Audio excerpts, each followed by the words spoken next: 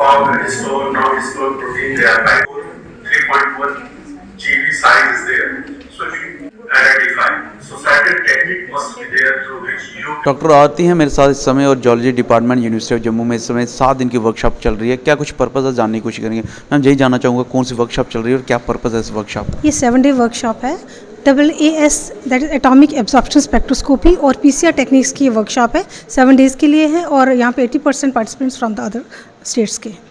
Objective क्या है? Objective क्या है कि हैंड्स ऑन ट्रेनिंग है for these equipments because these equipments have a wider applicability that is a hands on training. पता चला कि नॉर्थ इंडिया में जो है यही डिपार्टमेंट चूज़ किया गया है। कितनी बड़ी उपलब्धि है ये? बहुत बड़ी उपलब्धि है क्योंकि DST का ये है प्रोग्राम और ये IIT गुजरात के थ्रू हो रहा है और उन्होंने नॉर्दर्न इंडिया में दिस डिपार्टमेंट को सिलेक्ट किया है because we have DST funded equipments. AAS और PSC और DST की फंडेड इक्विपमेंट्स हैं और उन्होंने इनको सिलेक्ट किया है फॉर द ट्रेनिंग प्रोग्राम्स। जो यहाँ पे फैकल्टी या गेस्ट के तौर पे आए हैं ये सिर्फ जम्मू से हैं कि बाहर से भी आए हैं? मैंने कहा आपको ये 80% है। ये यूपी से हैं, बिहार से हैं, मेरठ से हैं, पंजाब से हैं, हिमाचल प्रदेश से हैं, सेंट्रल यूनिवर्सिटी है हिमाचल प्रदेश से हैं, बाकी हमारी कॉलेजेस हैं रजौरी, पूंछ, कठुआ वहाँ से हैं, जम्मू के लोकल कॉलेजेस के हैं और कुछ डेंटल कॉलेज से भी आए हुए हैं पार्टिसिपेंट्स। कुछ मैसेज देना चाहेंगे? ये कि इस तरह की वर्कशॉप्स आगे भी होती रहें और अच्छे से लोग इसका फ़ायदा उठा सकें। जितने भी हो सकते हैं मैक्सिमम मेजॉरिटी जो है इसको ज्वाइन करिए। मेरे साथ समय जूलॉजी के स्कॉलर भी हैं। क्या कुछ कहते हैं ये 7 दिवसीय वर्कशॉप जो यहाँ पे ऑर्गेनाइज की जा रही है इस संदर्भ में जानने की कोशिश करेंगे। मैम सबसे पहले आपका नाम जानना चाहूँगा और किस तरीके से 7 दिवसीय वर्कशॉप को देखते हैं जो जूलॉजी डिपार्टमेंट होने जा रही है। माई सेल्फ नेहा बडियाल, मैं यहाँ पे PhD स्कॉलर हूँ। तो हमारी जो ये वर्कशॉप है यहाँ पे ये एटॉमिक एब्जॉर्प्शन स्पेक्ट्रोफोटोमीटर जो है स्पेक्ट्रोफोटोमीट्री है उस पे है और PCR पे है। तो इन दोनों ही जो टेक्निक्स हैं बहुत इंपॉर्टेंट रोल प्ले करती हैं हमारे जूलॉजी या किसी भी और फील्ड में जहाँ पर जैसे केमिस्ट्री हो गया, फिज़िक्स हो गया, डिफरेंट वे में।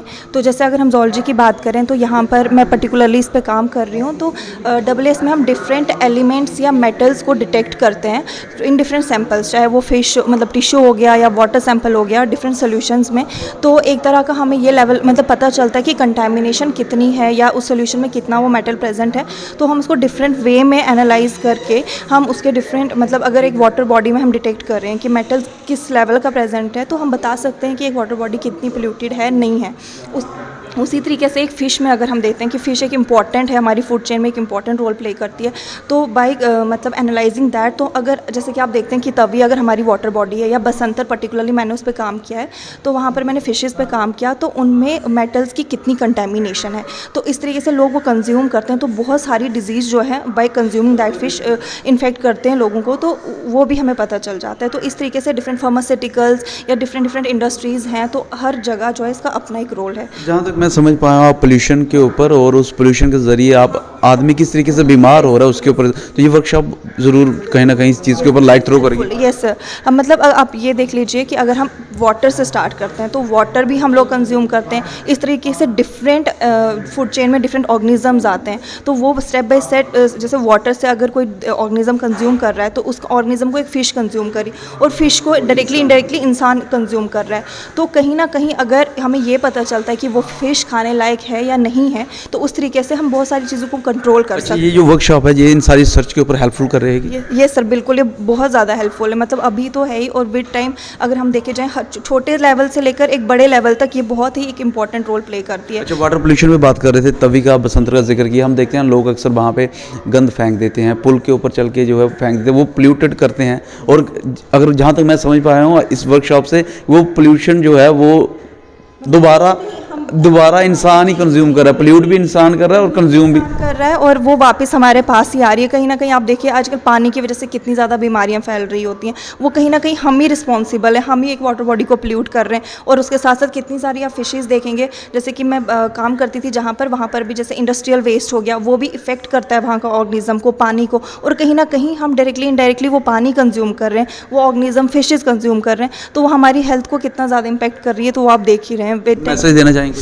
हाँ, मैं यही मतलब एज अ मतलब स्कॉलर मैं स्पेशली वाटर बॉडी पे काम करती हूँ, डिफरेंट वाटर बॉडी। पहले मैंने रिवर पे काम किया था, now I am working on different springs particularly from district Kishtwar. तो मैं यही बात बताना चाहूँगी कि हम लोगों को चाहिए कि जितना हो सके पोल्यूशन कम फैलाएं, अपने घर से स्टार्ट करें। घर से ही आप स्टार्ट करोगे तब जाके आप अपने एनवायरनमेंट को क्लीन रख सकते हो।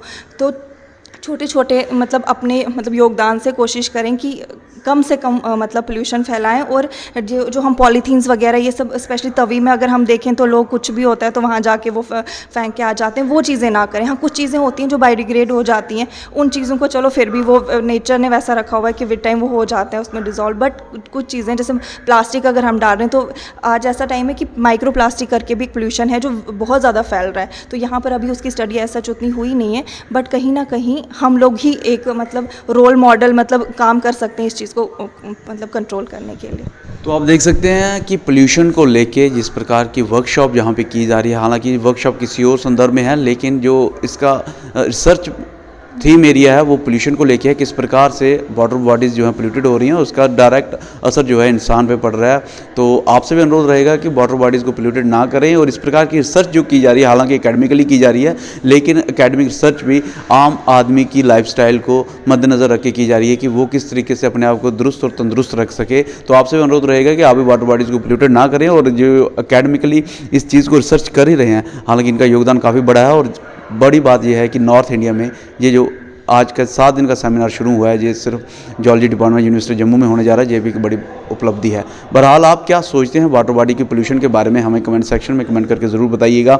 आपके इलाके में लोग वाटर बॉडी पोल्यूट कर रहे हैं, पॉलीथीन फेंक रहे हैं कि नहीं फेंक रहे? इस वीडियो को लाइक और शेयर करना ना भूलिएगा। अगले अपडेट के लिए जुड़ रहे वर्चुअल के साथ, कैमन काका के साथ मैं पंकज खजूरिया। जय हिंद।